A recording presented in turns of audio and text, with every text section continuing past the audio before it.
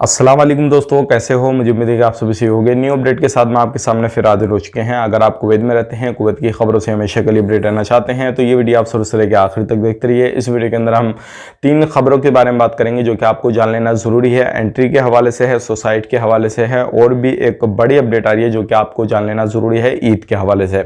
और ईद के हवाले से मैं क्यों दे रहा हूँ, ईद निकल चुकी है लेकिन ये जो है एकता का जो है वो संदेश पहुँचा रही है ये अपडेट, इसलिए मैं आपको शेयर करने वाला हूँ। तो चलिए फिर बिना देरी के वीडियो शुरू करते हैं। लेकिन उससे पहले मैं आपको बता देता हूं, चैनल पर हमारे पहली बार आए हैं, चैनल को जरूर सब्सक्राइब करें ताकि हमेशा कभी भी कैसे भी हम वीडियो डालें तुरंत आपको नोटिफिकेशन मिल जाए और आप उस चीज़ का फायदा उठा सकें अगर फायदे वाली चीज़ हो तो चलिए सबसे पहले अपडेट की तरफ बढ़ते हैं। बहुत सारे लोग जो है इस चीज़ को लेकर कंफ्यूज हैं, जो आने वाले वक्त में 1 अगस्त को एंट्री होगी तो क्या कौन कौन से लोग एंट्री कर पाएंगे, कौन कौन से लोग नहीं। तो मैं आपको बताना चाहूँगा, एक बार फिर से इसके हवाले से अपडेट दिया गया है।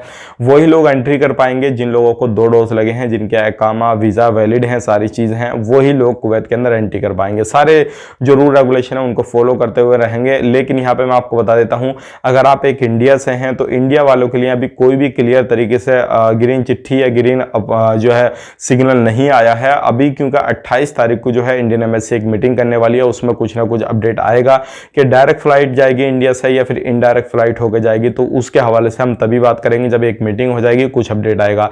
बाकी जिन लोगों को एंट्री मिलेगी, चाहे वो अदर कंट्री के हों, तो उनको दोनों डोज लगे हुए होने चाहिए और वैक्सीनेशन उनको दोनों लगी है और जो भी एप्लीकेशन वगैरह उनको डाउनलोड करने के लिए बताएं वो होनी चाहिए और भी जो फॉर्मेलिटी वगैरह है वो पूरी उनको कंप्लीटली करना चाहिए।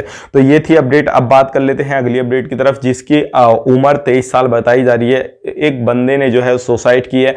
अभी उसका जो है मसला ये सामने नहीं आ रहा, क्या रीज़न था क्या नहीं था, इंडिया का बंदा बताया जा रहा है। बाकी जैसे ही कुछ मसला सामने आता है इसके हवाले से हम शेयर कर देंगे। लेकिन ध्यान रखिएगा, अगर किसी भी तरीके से कोई भी प्रॉब्लम आपको हो रही है तो इस तरीके का कदम बिल्कुल मत उठाइएगा, क्योंकि बहुत सारे लोग इस तरीके से कदम उठा लेते हैं लेकिन बाद में जो है उनके पीछे फैमिली होती है, लोग होते हैं, परिवार होता है, तो वो बहुत ज़्यादा परेशान हो जाता है। अगर आप कुवैत के अंदर किसी भी विदेश में आप गए हैं पैसा कमाने के लिए, थोड़ा कमाइए, बेटेंशन होकर कमाइए, टेंशन मत लीजिए। अगर कोई भी टेंशन है तो लोगों से शेयर कीजिए, अपने जो फ्रेंड वगैरह हैं उनसे शेयर कीजिए, वो आपकी हेल्प करेंगे।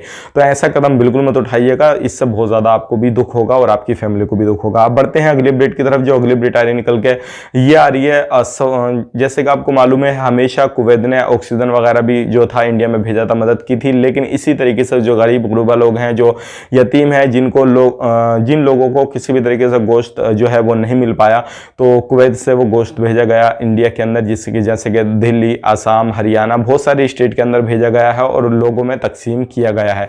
तो ये एक जो है एकता का जो है संदेश दे रही है ये न्यूज़ कि आने वाले वक्त में इंशाल्लाह ऐसे ही चलता रहा तो सारी चीज़ें जो है वो सही रहेंगी। उम्मीद करता हूँ वीडियो पसंद आएगा। मिलेंगे किसी नए वीडियो में। अगर ये वीडियो आपको पसंद आए तो ज़रूर कमेंट करके अपनी राय बताएं।